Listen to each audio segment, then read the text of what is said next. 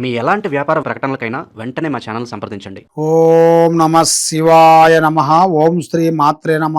ఓం శ్రీ కొండదేవతాయ నమ. ఓం వనదుర్గాయ నమ. ప్రజలందరికీ నమస్కారము. 2026 ఏప్రిల్ నెల మిథున రాశి ఫలితాలు. మరి ఈ మిథున రాశిలో ఉండవలసిన వాళ్ళందరికీ మృగశిర నక్షత్రము 1, 2, 3, 4 పాదములు అనగా, ఆరుద్ర నక్షత్రము 1, 2, 3, 4 పాదములు అనగా, పునరస్తు నక్షత్రము 1, 2, 3 పాదములు అనగా కలిస్తేనే మిథున రాశి ఫలితాలు. ఈ మిథున రాశిలో పుట్టిన వాళ్ళందరికీ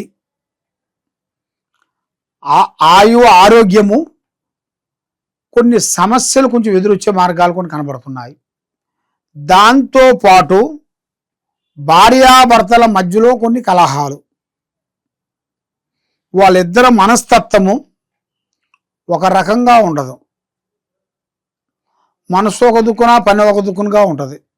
కానీ అన్నదమ్ముల నుంచి కొన్ని గొడవలు, లేనిపోయిన సమస్యలు, మరి అక్కాజెల్లెల నుంచి కొంత పెద్దవాళ్ళ తరపు నుంచి కొన్ని ఆస్తులు గొడవలు, కొన్ని పోలీస్ స్టేషన్ గొడవలు, కొన్ని కోర్టు సమస్యలు, ఈ కొన్ని ఎదురొచ్చే మార్గాలు కొన్ని కనబడుతున్నాయి. అతి జాగ్రత్తలు కొన్ని పాటించాలి. అతి జాగ్రత్తలు కొన్ని పాటించినట్టుగైతే ఇలా జీవితంలో అనుకున్నది తప్పకుండా పూర్తి చేస్తారు. లక్ష్మి కలిసి వస్తుంది, మనసు శాంతిగా ఉంటుంది. మరి ఏ కార్యక్రమం చేసినా కూడా వీళ్ళకి చేతికాటికి వస్తుంది, చేయందుకోకుండా పోవటం, ఇలాంటి సంఘటనలు సమస్యలు కొన్ని ఎదురవుతున్నాయి. కాబట్టి ఈ రాశి ఫలములు అనేది మెయిన్గా చేసే పని ముందే ఎవరికి చెప్పకూడదు. ఫలానా రోజు మనం ఫలానా పని చేయబోతున్నాను, ఫలానా రోజు ఫలానా వస్తువు తీసుకోబోతున్నాను అని ఎక్కువగా పబ్లిసిటీ చేసిన దానివల్ల నీకన్నీ నష్టాలు అనేది ఎక్కువగా కనపడుతున్నాయి.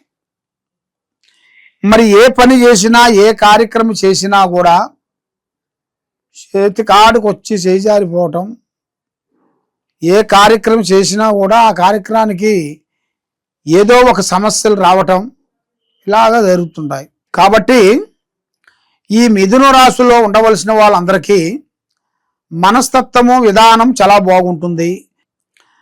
మరి ఈ రాశిలో ఉండవలసిన వాళ్ళకి అదృష్ట గడియలు, యోగ గడియలు, లక్ష్మీ గడియలు, స్నాన గడియలు ఇప్పుడు అంత అనుకూలంగా లేవు. 9వ తారీఖు దాటిన తర్వాతే మంచి టయాలు, మంచి యోగాలు, మంచి విధానాలు అనేది వస్తుంటాయి. కాబట్టి మీరు ఏ కార్యక్రమం చేసినా, ఎక్కడికి పోయినా కూడా ఇప్పుడు టయాం అనేది అంత అనుకూలంగా లేదు. మీరు చేసే వ్యాపారంలో కానీ, మీరు చేసే బిజినెస్లో కానీ ఈ నెలలో మీకు కొన్ని ఆటంకాలు కొన్ని ఎదురవుతుంటాయి. కొంచెం రావాల్సిన అమౌంట్ కూడా అది మీకు చేజారిపోతుంటుంది. ఇస్తానన్న వాళ్ళు కూడా ఇవ్వకుండా లేటుగా చేస్తుంటారు. ఇలాంటి సమస్యలతో చాలా వరకు సతమతమయ్యే వాళ్ళందరికీ ఒక మంచి అవకాశం అనేది ఒకటి వచ్చింది. అది ఏమిటి ఆలోచన? మరి మా జీవితంలో మనం ఇలాగే ఉంటామా, ఇంతకన్నా పైకి వస్తామా, ఇంతకన్నా కిందికి పోతామా అన్నట్టుగా మన ఇంట్లో మనసులో కొంచెం ఆలోచన అనేది ఎక్కువగా కనబడుతుంది. మరి మీరు ఏది ఆలోచించినా కూడా ఇప్పుడు టైం అంతా అనుకూలంగా లేదు నాన్న. ఎక్కడ పోయినా కూడా మీకు 2 గ్రహాలు మిమ్మల్ని కొంచెం మూసిస్తున్నాయి. ఆ 2 గ్రహాల వలన మీరు ఇంట్లో ఉండాల్సిన వాళ్ళకి మీకే కొన్ని చికాకులు ఎదురయ్యే మార్గాలు కొన్ని కనబడుతున్నాయి. మరి మీరు ఏది కార్యక్రమం చేసినా, ఎక్కడ పోయినా కూడా కొన్ని జాగ్రత్తలు కొన్ని పాటించండి.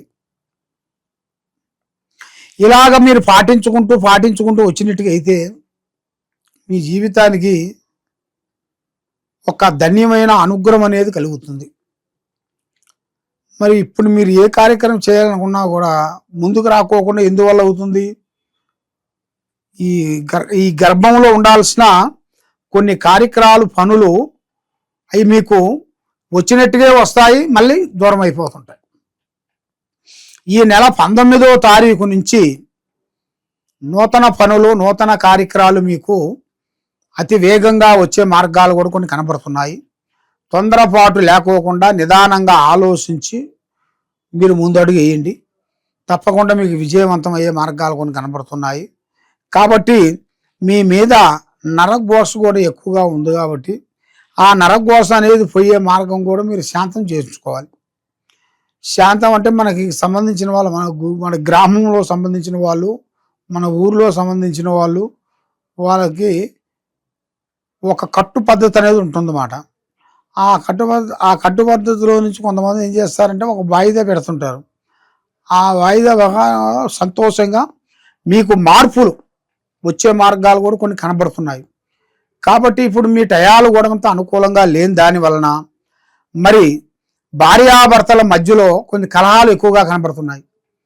భార్యాభర్తల మధ్యలో ఒకరి మాట ఒకరికి అనుకూలంగా లేదు.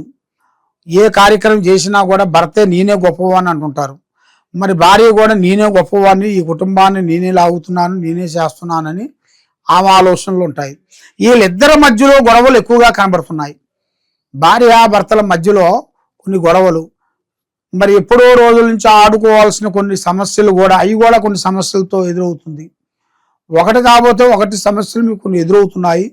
ఆ సమస్యలు లేకోకుండా మీరు శాంతపట్టంగా కావాలనుకుంటే మీరు చేయాల్సిన అమ్మవారు పూజా బలం చేసి ఆ లక్ష్మీదేవత అనుగ్రహాన్ని మీరు పొంది మీరు చేయాల్సిన కార్యక్రమాన్ని అభివృద్ధిగా ఉండి మీరు ఆ శివయ్యని, ఆ వెంకటేశ్వరుని పూజా బలం చేసుకునేటిది మీకు తప్పకుండా 100% మీకు కరెక్ట్గా సక్సెస్ అయ్యే మార్గాలు కూడా చాలా వరకు కనబడుతున్నాయి. మరి ఏ కార్యక్రమం చేసినా కూడా ఏదో ఒక సమస్య దగ్గరికి రావటం, దూరం కావటం, అలా కాకోకుండా దగ్గరికి అయ్యే మార్గం చేయాలి. దగ్గరికి అయ్యే మార్గం చేయాలంటే నీకు ఏ పని చేసినా ఇప్పుడు టైం అంతా అనుకూలంగా లేదు కాబట్టి నువ్వు మంచిగా పోయిన చెడు వస్తూనే ఉంటుంది. సాయంత్ర టయాలలో మీరు ఏ కార్యక్రమైనా పూర్తి చేసుకోండి. మార్నింగ్ టయాలలో చేయొద్దు. సాయంత్రం టయాలలో మీకు లక్ష్మీ గడియలు, రావు గడియలు ఎదురవుతాయి. కాబట్టి మీరు చేయాల్సిన పూజా బలము, దైవ బలము, ఆ శివుణ్ణి మీరు పూజించుకోండి. శివుడి ఆజ్ఞ లేనిది సేమైనా కొట్టదంటారు. ఆ శివుణ్ణి పూజా బలం చేసుకోండి, మీకు అన్ని దక్కుతాయి, మనశ్శాంతిగా ఉంటుంది. మీరు ఏమి అనుకుంటారో ఆ కార్యక్రమాలు మీరు 100% మీకు సక్సెస్ అయ్యే మార్గాలు ఉన్నాయని మనస్ఫూర్తిగా కోరుకుంటున్నాను. ఓం నమః శివాయ. సర్వోజన సుఖినో భవంతు.